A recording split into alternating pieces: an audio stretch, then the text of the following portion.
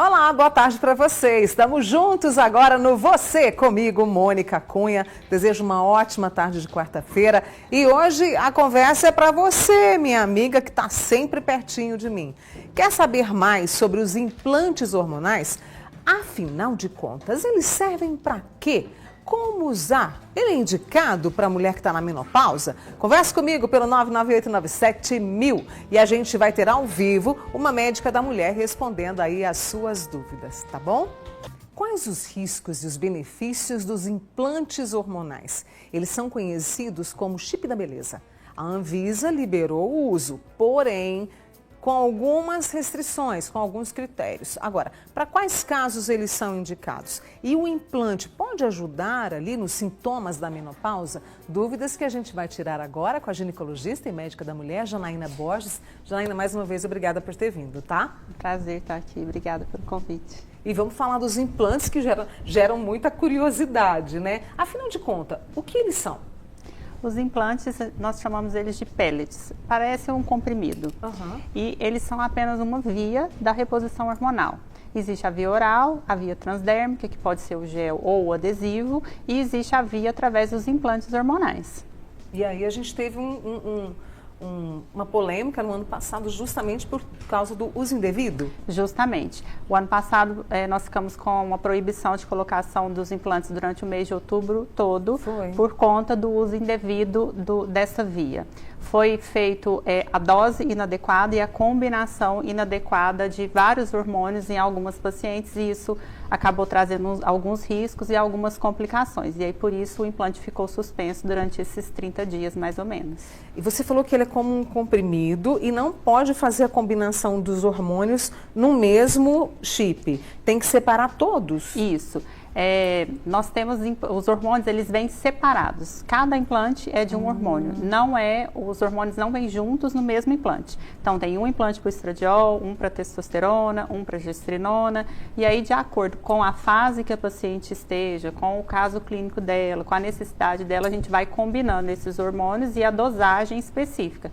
Por isso que é uma via individualizada. O que você precisa não é o mesmo que eu preciso. Exato. E aí, no caso, quais são os critérios agora? Lembrando que você pode participar dessa conversa com a doutora Janaína, tá? 99897.000 é o meu WhatsApp, pode fazer pergunta. A Sueli já perguntou, a Márcia também, já vou trazer. Quais são os critérios agora, Janaína? Hoje, até o ano passado, esses implantes ainda eram colocados para uso estético. Agora, eles são liberados para tratamento de doenças. Endometriose, miomatose, tensão pré-menstrual, sintomas da menopausa. Então, para todos esses critérios, os implantes são liberados. E o que a gente faz é preencher um termo de consentimento com a paciente, com os dados pessoais dela, mais as dosagens e quais hormônios nós vamos colocar. Esse termo é enviado para o laboratório que fabrica os implantes, o farmacêutico olha, confere e aí depois esses implantes são enviados para colocação naquela paciente. Você falou das doses que estavam sendo ali, segundo o que foi apurado, doses muito elevadas de alguns hormônios. Efeitos colaterais como, por exemplo, eu vou citar um deles, infarto. Houve abuso de algumas substâncias, de testosterona, oxandrolona, que são esteroides anabolizantes.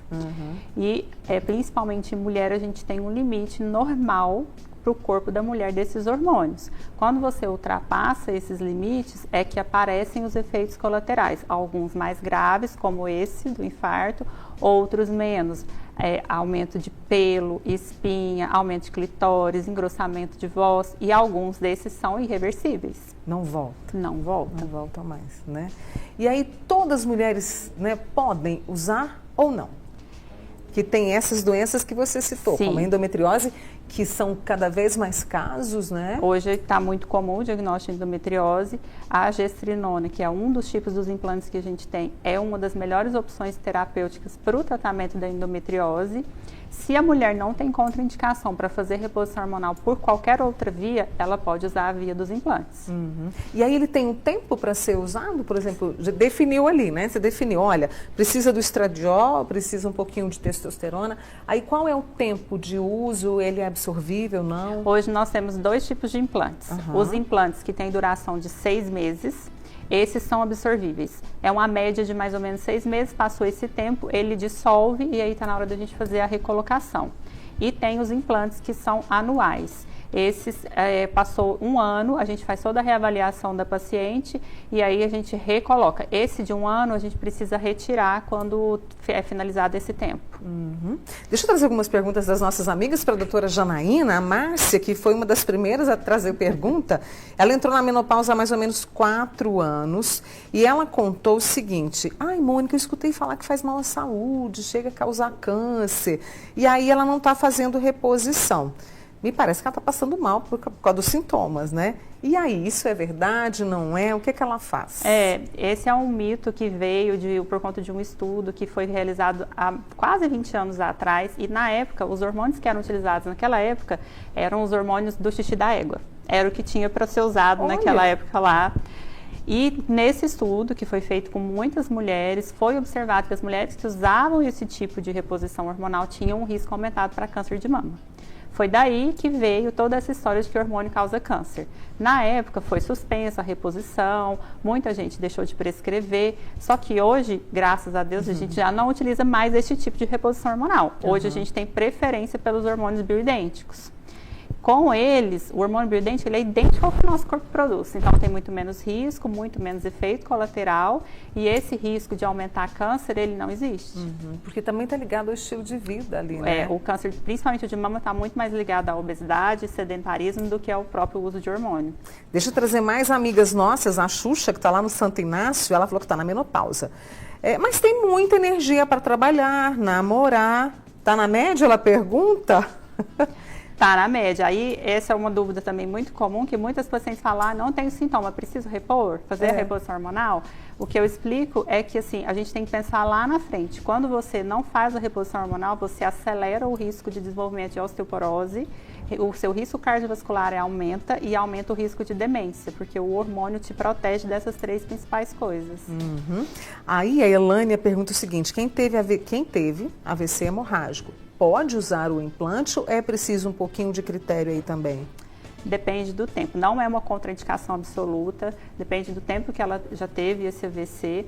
A gente prioriza as outras vias, porque como o implante é uma via de 6 meses de duração, é um período muito longo, se ela tiver alguma coisa, não tem como a gente retirar esse implante. Tem que esperar o implante acabar, então a gente pode reintroduzir a reposição para ela com o hormônio bioidêntico, não pode ser oral, mas precisa saber de quanto tempo que foi esse AVC dela. É interessante isso que você está trazendo para a gente, essas vias, né, para reposição hormonal. Por exemplo, comecei com o chip. Foi legal, mas não foi tão bom assim, né? Eu posso trocar por outra via depois? Isso pode ser feito nesse caminho, nesse processo, que não é curto, né? É longo. É longo. Menopausa é longa. São muitos anos. O que eu sempre explico para as pacientes é assim, você não é obrigado a ficar na mesma via para sempre. Você pode escolher uma via, se você não se adaptar com aquela via, você pode trocar por outra em qualquer momento da sua reposição.